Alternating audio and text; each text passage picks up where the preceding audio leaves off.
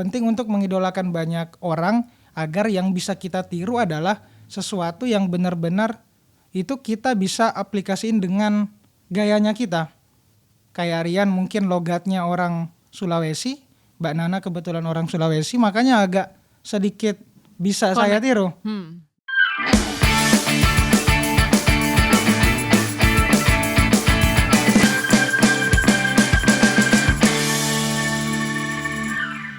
Halo teman Dana, selamat datang di Waktu Senggang.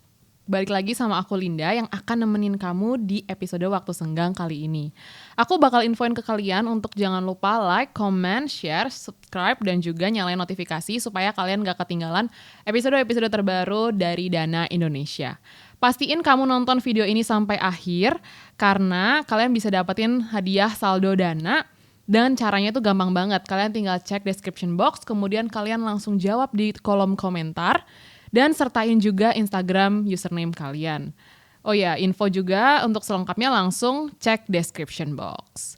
Nah, di episode kali ini, kita kedatangan guest star yang gak kalah seru dari sebelum-sebelumnya. Apalagi dia udah cukup banget terkenal di sosial media sebagai Presiden Gen Z. Welcoming Kak Rian Fahardi. Halo Kak. Halo Kak. Di sini disebut sebagai digital content creator. Ada banyak banget ya kayaknya followers TikToknya. Udah sampai M-an terus sama Instagramnya juga. Penasaran deh aku. Kan kamu nih content creator asal Sulawesi Selatan dan memiliki julukan Presiden Gen Z. Itu tuh dari mana sih? Jadi kayak awalnya tuh saya nulis skripsi, kemudian meneliti tentang bagaimana seorang kandidat ini memenangkan sebuah kontestasi politik lah. Dan faktor utamanya itu adalah branding yang paling bisa dibilang salah satu kunci agar mereka tuh bisa dikenal. Nah, ku cobalah aplikasiin teori ini melalui TikTokku Kak. Jadi kalau bisa dibilang Presiden Gen Z di TikTok itu adalah bentuk dari brandingnya Rian. Brandingnya Rian yang hari ini saya coba untuk tetap konsisten bagaimana sih kerja seorang presiden itu. Karena menurut saya seorang presiden itu pekerjaan yang sulit, tapi kita dituntut untuk harus tahu segala hal, harus tahu beberapa isu dan segala macam. Jadi saya coba lakukan dengan mulai dari mengkritisi tentang kebijakan, mengkritisi tentang sosial isu atau bahkan apa yang sedang ramai di tanah air inilah. Nah, berangkat dari situ, ya itulah yang saya bentuk gitu melalui branding Presiden Gen Z ini. Kemudian, kenapa Gen Z? Dalam teori yang ku bikin juga deskripsi itu ada 3 sebenarnya yang saling berkaitan. Branding, segmenting, dan positioning. Gen Z ini adalah segmentingnya Rian gitu di sosmed. Segmentasi. Jadi ya, karena Rian Gen Z, anak muda yang lahir di tahun 2000, makanya menaruh segmentasinya di sana karena agak relate dengan usia-usia saya. Kemudian terakhir di positioning. Positioning ini yang agak sebenarnya harus dijaga konsistensinya. Jadi kayak benar-benar memposisikan diri sebagai anak muda yang terlihat kritis, terlihat aktif dalam menyampaikan aspirasi rakyat atau bahkan hal-hal yang sifatnya viral kemudian ya kita fokuskan di sosial media. Jadi awal mulanya kayak gitu. Tapi ada juga Kak latar belakang sinisnya.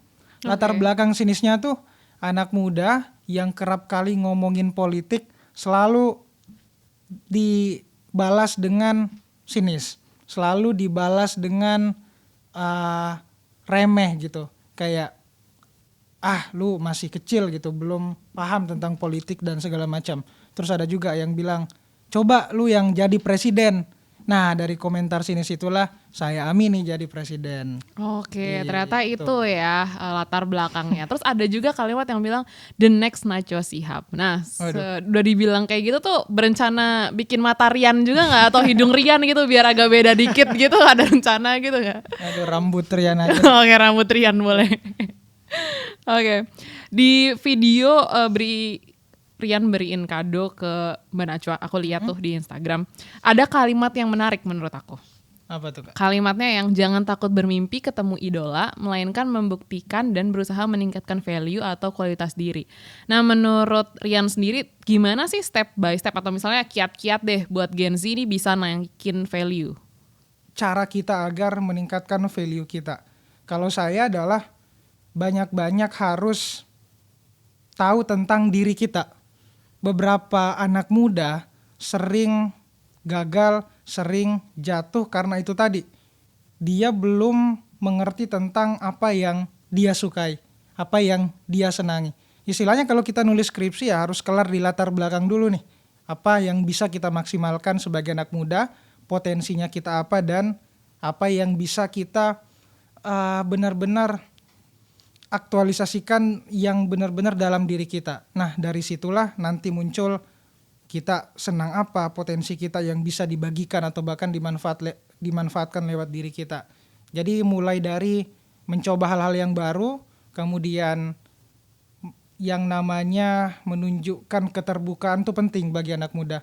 Keterbukaan itu apa? Keterbukaan itu kayak kita harus tahu bahwa gue ini nggak bisa di sini. Banyak orang yang sok tahu kemudian salah ke depan tapi nggak mau mengimprovisasi, nggak mau belajar lagi. Keterbukaan ini penting buat di usia kita yang sekarang. Kayak kita harus benar-benar menerima bahwa kita nggak tahu. Kalau kita udah selesai dengan itu, pasti akan ada pikiran untuk do something, melakukan sesuatu. Makanya keterbukaan itu penting agar tercipta yang namanya agilitas atau sifat-sifat agile yang ngebuat kita itu bisa beradaptasi di segala lini, di segala situasi, di segala tempat. Jadi itu yang bikin kita nanti anti fragile lah untuk mengatasi risiko-risiko ke depan kemudian yang mungkin kita nggak tahu secara pasti. Jadi ya penting untuk anak muda punya sifat keterbukaan tadi. Wah, keren banget. Tadi kamu sempat bilang kayak ngikutin idola ya.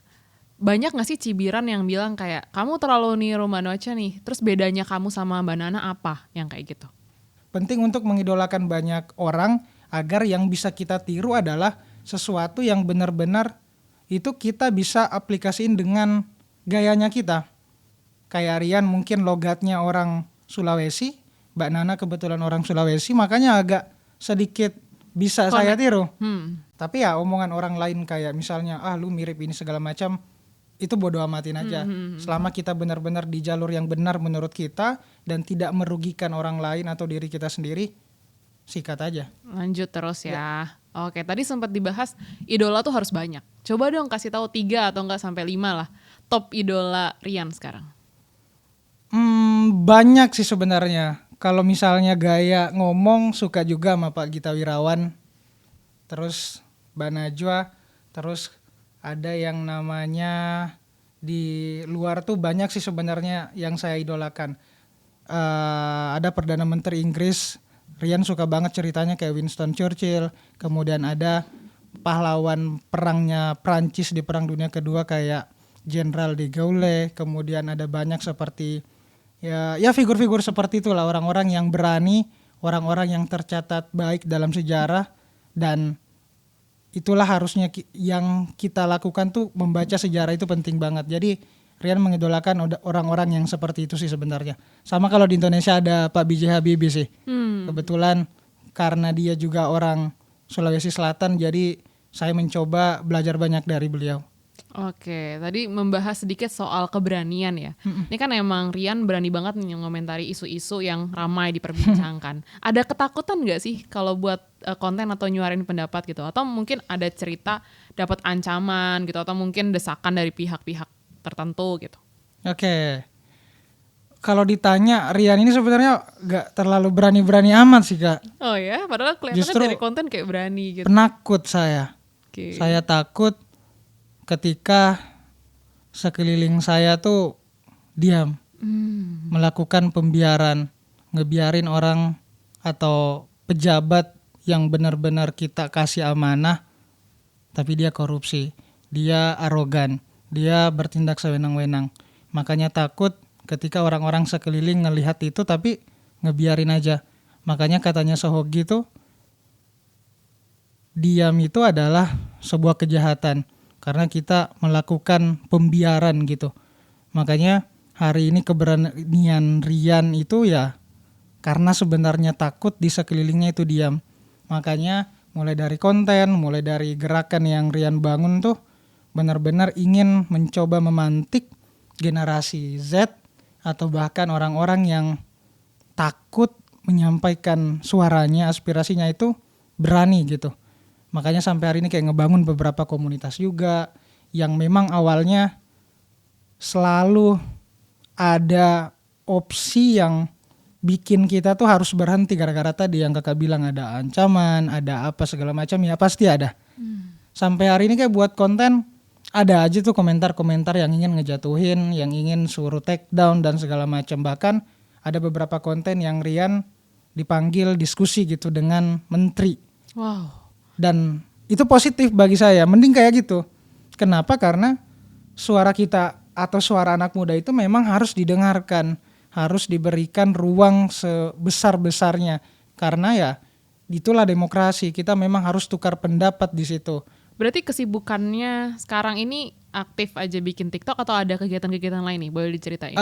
Sekarang lagi ngeinisiasi sebuah gerakan namanya Distrik Berisik. Jadi kita ngumpulin orang-orang yang berisik di setiap daerah. Berisiknya itu harus ada syaratnya, harus berisi dan berdampak. Wow. Jadi ya kita pengen bukan cuma Rian aja yang berisik, tapi di daerah-daerah lain juga. Kemarin kita bikin acara di Bali, kemudian beberapa jaringan sampai seluruh Indonesia lah kita pengen buat. Jadi itu yang hari ini Rian lakukan selain bikin konten. Selain itu selalu ada panggilan oleh teman-teman semahasiswa, komunitas, organisasi buat sharing untuk bagaimana apa yang mereka butuhkan gitu. Jadi itu sih sebenarnya kesibukannya kayak seminar, talk show dan segala macam yang hari ini Rian coba bagi perspektifnya tentang ya apapun itu. Oke. Ngomongin tentang beberapa akun atau kesibukan itu ya, di bio Instagram kan banyak ya nge-tag Instagram account lain. Ya biar kelihatan sibuk aja. Nah itu bisa diceritain gak sih perjalanannya gimana bisa kontribusi di berbagai account itu? Mungkin kalau yang tadi kan jadi presidennya si Berisik itu ya? Ya Distrik Berisik. Distrik Berisik itu gitu. Nah kalau yang lain-lain tuh gimana asal muasal bisa berkontribusi di situ? Sebenarnya yang kucantumin di bio itu semuanya Rian yang bangun, ada brand, ada media informatif semacam kelas juga yang untuk memberikan pelajaran lah bagi orang-orang yang pengen jadi content creator di situ.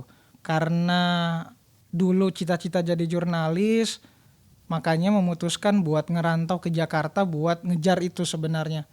Karena kan dulu memang selalu suka nonton berita kak.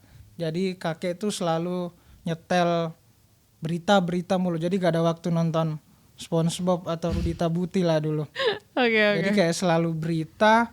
Makanya ya kayak gini lah anaknya. Buat merantau segala macam pasti ngejar gimana caranya kerja di TV dulu waktu itu. Jadi yang pengen saya sampaikan adalah untuk sampai sini pun dengan yang kakak bilang tadi di bionya banyak banget. Ya kita harus mengeksplorasi banyak hal dulu. Jadi buat teman-teman yang mungkin seusia saya juga ya jangan cuma terpaku dengan satu skill aja, satu kemampuan aja, tapi pelajari banyak bidang karena itu yang akan bikin kita anti pecah lah ketika ada risiko-risiko yang kita nggak bisa tebak di kemudian hari. Nah di sini kamu kan suka atau punya pikiran kritis ya atau kekhawatiran terhadap ekonomi, sosial, sampai lingkungan hidup juga. Nah kenapa sih kamu pilih topik-topik yang lumayan cukup berat ya kalau buat anak-anak muda zaman sekarang tuh kayak politik, ekonomi, sosial gitu? Karena pos-pos itu yang hari ini tuh masih sedikit gitu. Karena masih sedikit, Rian coba ambil positioning di sana. Oke lah, anak muda mungkin hari ini kebanyakan lebih suka dengerin atau sesuatu yang gak terlalu berat kayak politik segala macam. Tapi realitanya kalau kita ke daerah-daerah, wah anak muda lebih banyak suka kak politik, sosial. Malah gak menganggap itu sesuatu yang berat. Tapi kayak bagian dari kehidupannya mereka. Karena beberapa orang menganggap anak muda itu gak suka dengan politik, kemudian apatis dengan politik. Ya itu mungkin sampelnya aja kali yang salah. Karena kebanyakan ya datanya cuma diambil di salah satu tempat yang saya pikir ya mayoritas lah. Tapi coba ke NTT, coba ke Aceh, coba ke daerah-daerah 3T segala macam. Mereka peduli kok. Cuma yang nggak ada adalah corongnya dia untuk Wadahnya ya. mengungkapkan atau mengaktualisasikan gagasan atau pikirannya dia. Dan kenapa Rian ambil itu tadi, karena banyak hari ini yang tadi mental duluan ketika ngomongin politik, anak muda ngomongin ini terus dikatain udah cabut. Nah, tapi Rian benar-benar mencoba untuk bagaimana bahwa isu politik ini di kalangan anak muda harus benar-benar disuarakan, harus benar-benar dikawal gitu. Karena kita bicara soal masa depan, bukan sekarang. Kenapa Rian memposisikan untuk bersuara tentang itu ya? Karena nggak tahan gitu kalau kita cuma dijadikan sebagai lumbung suara atau sebagai objektivasi aja. Oke, menarik banget ya. Aku penasaran nih, kan kamu aktif banget gitu ya, ikut kegiatan ini itu, terus dipanggil-panggil juga untuk jadi narasumber segala macam. Nah, cara kamu untuk manage waktu tuh gimana sih? Ada tipsnya nggak buat anak-anak atau Gen Z sekarang nih untuk manage waktu di tengah kesibukannya dan pengen aktif ini itu? Saya pikir Gen Z itu paling bisa menyesuaikan nggak? Jadi dia bahkan semultitasking itu karena emang udah dituntut harus multitasking. Kayak dalam rapat atau apapun itu ya kita bisa ngeset banyak tugas lah. Kayak mulai dari lewat online, remote kayak gitu itu bisa banget kita atur. Cuma yang paling penting untuk mengatur waktu itu adalah bagaimana kita harus tahu posisi diri kita. Mana yang lebih penting bagi kita, kemudian yang mendesak untuk kita lakukan atau yang tidak mendesak sama sekali itu harus kita atur dulu. Selalu ada skala prioritas untuk mengatur itu. Dan lagi-lagi ya jangan terlalu memaksakan. Jadi ambil yang benar-benar bisa kita lakukan. Tapi kalau memang itu nggak bisa kita lakukan ya jangan ambil resiko untuk itu. Jadi penting untuk menakar diri kita dulu tuh sejauh mana diri kita itu bisa. Oke, menarik. Potensi apa sih menurut Karian yang bisa digali dari Gen Z? Keingintahuannya sih Kak. Jadi kenapa anak-anak muda sekarang tuh banyak nanya, kemudian ini ya itu tadi. Mereka punya rasa penasaran yang tinggi. Dan tentunya karena kita lahir dikelilingi oleh teknologi, kita punya kemampuan untuk memaksimalkan itu.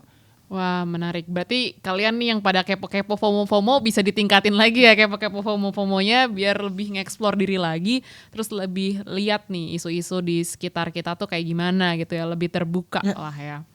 Oke, terus kalau tadi kan udah sempet bahas sedikit soal masalah yang dihadapin sama Gen Z. Ada nggak sih yang kamu lihat dari Gen Z sekarang tuh kayak tantangan-tantangan untuk Gen Z sekarang? Tantangan terbesar Gen Z hari ini menurut saya tuh Kak, sosmed sih. Oke, kenapa itu jadi tantangan? Bukannya itu adalah peluang? Ya, kesampingkan dulu peluangnya. Tapi tantangan terbesarnya sosmed. Yang dimana itu jadi kanker buat kita. Kayak bahkan kita tuh bisa ngabisin waktu di sosmed sampai 12 jam lah nge-scroll. Artinya ya, meskipun kita mengkonsumsi banyak hal di sosmed, tapi kita malah tambah kosong. Informasi itu udah banyak banget nyampe ke otak kita. Malah kita nggak kekurangan, tapi obesitas. Menarik. Nah tadi kan kita udah bahas yang serius banget nih kayaknya ya. Coba kita ulik di sisi lain nih dari Karian sendiri. Punya hobi lain nggak selain bikin konten di TikTok terus bahas isu-isu? Ada hobi lain nggak? Mungkin baca, nulis, atau mungkin nonton?